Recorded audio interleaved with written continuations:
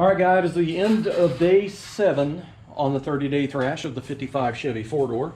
And I really did not get a lot done today. I actually worked on my truck a little bit today. I did clean up my garage because I got tired of looking for my tools. I did get the rotors painted, all the rust cleaned off the rotors and calipers, got those painted and installed. Everything's hooked up and tight. So I even put little caps in the end of the rubber hoses so they don't get no dirt or debris down in there before I get the metal lines finished up. I gotta get the body on the frame first so I can finish all my brake lines and cut them to fit and bend them and everything. But anyway, really happy with it. It looks really clean. I just use, and I always do this, I always use Duplicolor engine enamels on my rotors and calipers, and it holds up.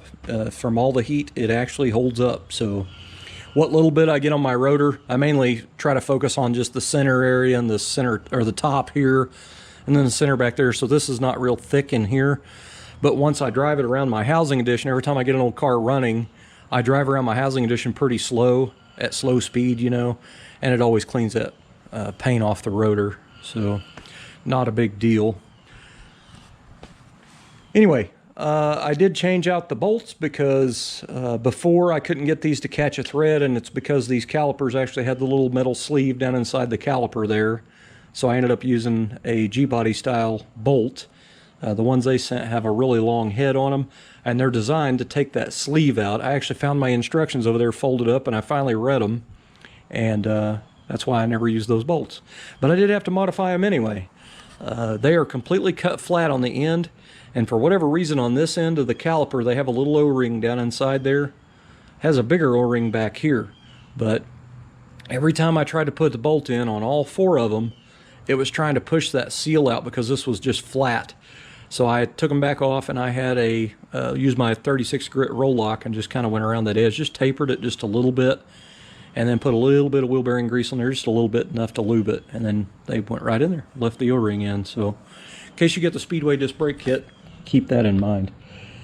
I will say on the castle nut on these, I forgot I had to do that. The castle nut, when you go to put it on here, the hole doesn't quite get where it needs to be in the slot for the castle nut. So I actually had to grind the castle nut slot just a little bit on each end where that cotter pin. So I had to basically put the nut on there where I wanted it, and then I went in there and marked it, and then I kind of ground in just a little bit. Just a little bitty bit is all it needed.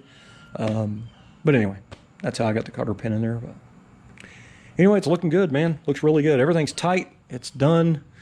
Other than taking the masking tape off here so I can put my wheels back on. I'll leave that on there for a few days, so it gets good and stuck, so I can make myself more work. That's how that works. But I do have to tell you a story.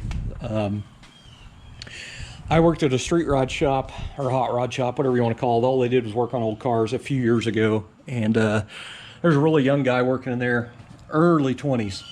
And I'm sure a lot of you guys remember your early 20s when you worked on cars. You knew everything. You didn't need anybody telling you nothing because you already knew it all. Anyway, he did a disc brake kit on a car, and I watched him beat the living crap out of that dust cap right there with a hammer, putting it on. So he smashed all this in right here.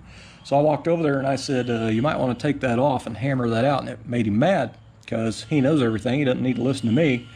And I told him, I said, you need to think about that. That nut is locked in that spot where it's at. That nut doesn't spin inside there, but that cap does. So if you hammer the crap out of that and it's smashed into that nut, which is shaped in an octagon, every time that rotor turns, it's basically going to be a lathe. That castle nut is just going to eat and eat and eat on that dust cap where it's all smashed into it. And, there goes your bearings, your races, everything. It's just going to trash the crap out of everything. So anyway, he pulled them back off, he hammered them back out, and I showed him how to put them back on with a little brass punch, each side. And anyway, I am not kidding. Like a month later, he did another disc brake kit, did the same thing, hammered that sucker on there. I didn't say anything that time. There's a reason why I don't work there anymore. But that's not the only reason, we'll say.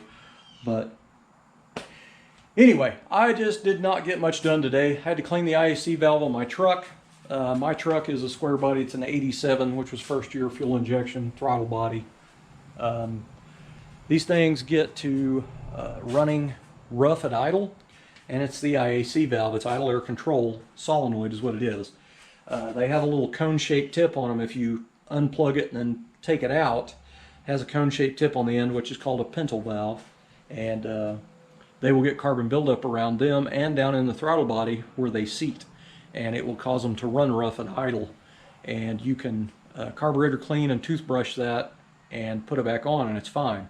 Whereas in my case, I did it when I first got the truck a few years ago, but you know, it's just got a little bit more buildup on it again. But anyway, so I had to do it again. But this time the gasket didn't survive. A little bitty round thin gasket.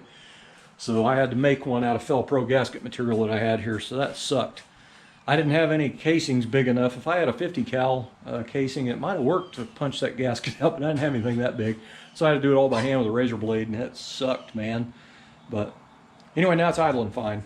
I actually learned that back in probably 1992. I had a 5.0 GT Mustang fuel injection, and it got to where it was running rough at idle, and I went to a mechanic shop, and he told me just pull that out, clean the pintle valve, and stick it back in there. And so that's what I did, and it fixed it. It's kind of funny, a lot of those, you know, vehicles back in that time was a pretty common thing back then. But anyway, in case you needed to know that useless bit of information. But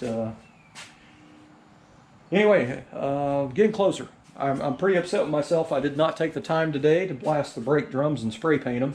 Had I have done that, I could have closed my door tonight, opened the door to the house, let it get cool in here from the air conditioning in the house. Then I could have come out here after dinner and, you know, spent about an hour assembling all my rear brakes, putting all my new shoes and all that crap on. But I didn't do it. So the only thing that's left now is to go in there and sit down and watch an old movie or something. So sounds like crap, doesn't it? Anyway, guys, I pretty much slacked off today, but at least I did get a little bit of something done. I mean, I only worked, I don't know, probably 4 or 5 hours today. But anyway, that's enough. I've already wasted 7 minutes of your time, and I don't even have to edit this video. It's just a one-shot wonder. Thanks for watching. See you tomorrow. That's the end of day 7.